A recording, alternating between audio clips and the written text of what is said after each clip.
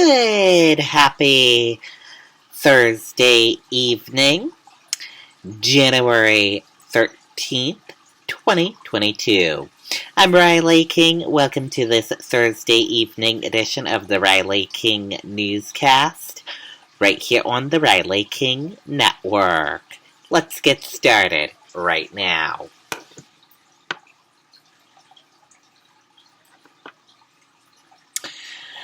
First up, Supreme Court blocks COVID-19 vaccine and testing mandate for U.S. businesses. The Supreme Court has stopped the Biden administration from enforcing a requirement that employees at large businesses be vaccinated against COVID-19 or undergo weekly testing and wear a mask on the job. At the same time, the court is allowing the administration to proceed with vaccine mandate for most healthcare workers in the U.S.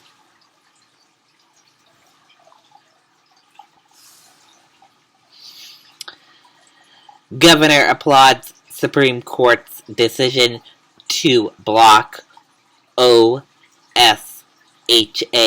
rule over employee COVID-19 vaccinations. Here is what the governor said. Take a look.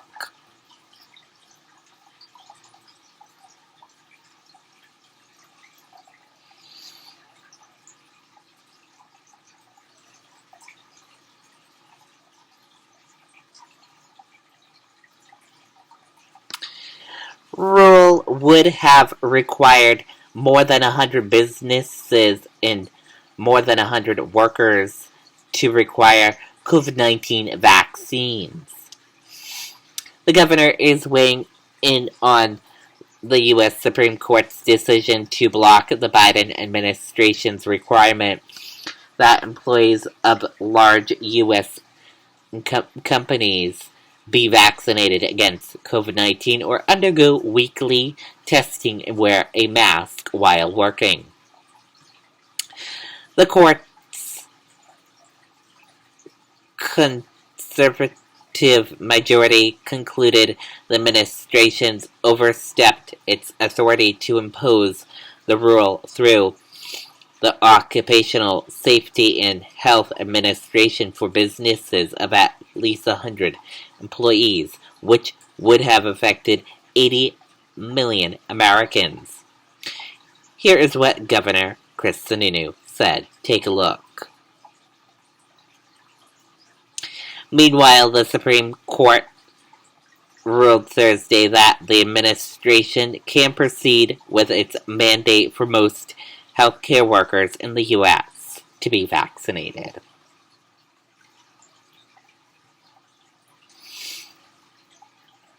Biden says his administration will make free, high-quality face masks available to all Americans.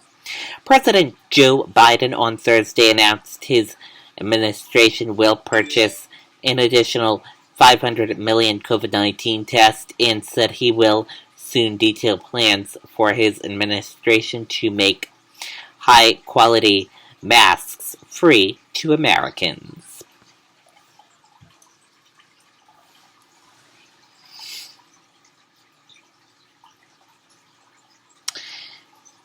Insurance companies told to pay for at-home tests.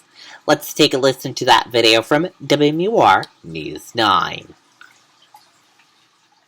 Welcome to the Giganet. Fidium Fiber has arrived. Say hello to better, faster fiber internet delivered right to your home.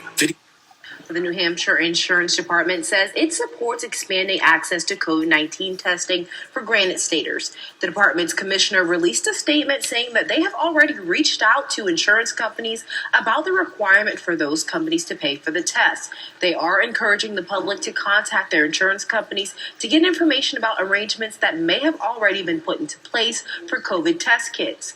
The statement also addressed the concerns about the need for the FDA to approve more tests and urging the insurance industry to be transparent about test prices. The FDA FDA stepping up and finding ways to make a greater supply of tests available is going to be critical, while also, of course, ensuring that there's quality control for accuracy of those tests. The deputy commissioner says part of the new rule ensures the price of tests for retailers outside of your insurance network must remain at $12 per test. Live in the newsroom, Alyssa Ali, WMUR News. Okay, and there you go on that video and that report.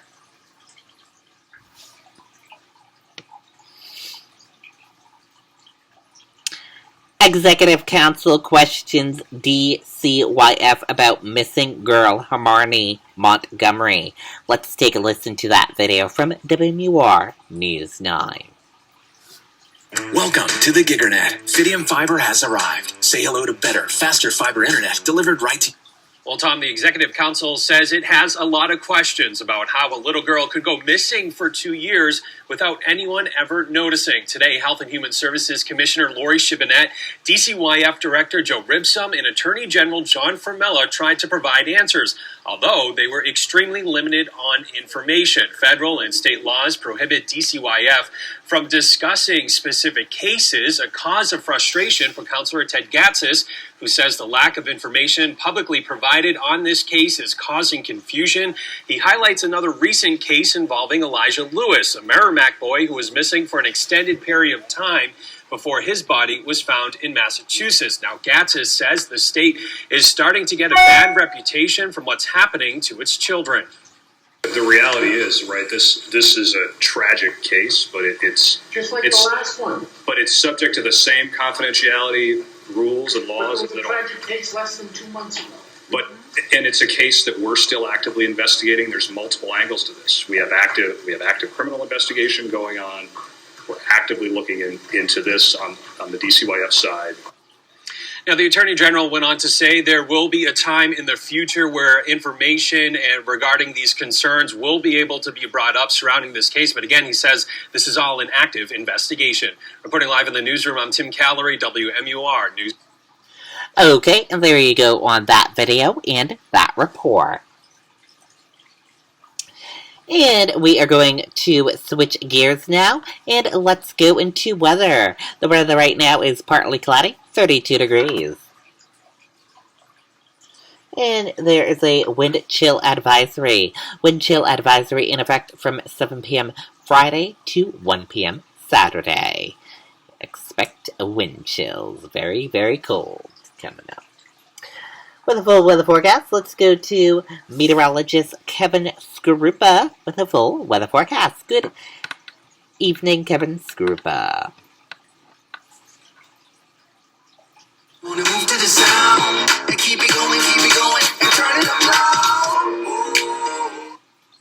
Very active 7-day forecast, an update for you on the much colder air that'll be building in again tomorrow night, and a possible storm system for the day on Monday, which at least for just about everyone starts as snow. It's a matter of if we change over to a wintry mix or rain in places. As we've gone through the morning, we've seen a little bit of light snow trail away across the area. Nothing more than a light coating of snow in most cases, and that eventually sets up temperatures in the 30s out there for us this afternoon before ultimately dropping into the 20s again later this evening. So that proverbial running start again for us tomorrow. We'll get temperatures into the afternoon along with plenty of clouds from the mid-20s up north to the mid-30s in southern spots by around midday. We'll have a storm system passing to our southeast. It is behind that. Colder winds out of the north will be funneling in, and that will be another blast of Arctic air. That Arctic air will be around all the way through Sunday morning. Saturday, wind chills statewide will be below zero, and we're talking well below zero. Teens, 20s, maybe even 30s below zero for the actual feels-like temperatures on your Saturday. Does look like temperatures themselves as the winds lighten eventually go sub-zero on early Sunday morning before eventually clouds start to move in through the afternoon.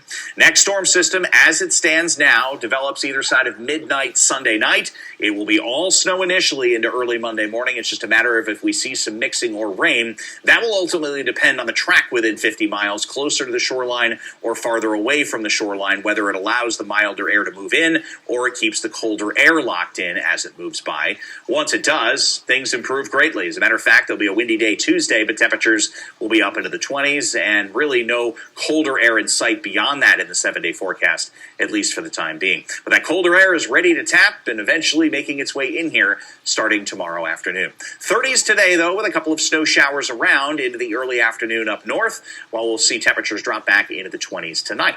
Temperatures tomorrow, mid-20s to mid-30s, but that wind will start to gust through the afternoon, and that will be the beginnings of the much colder air that's around. It lasts through Sunday morning, and right on its heels, the colder air in place as the next system arrives, starting as snow Sunday night.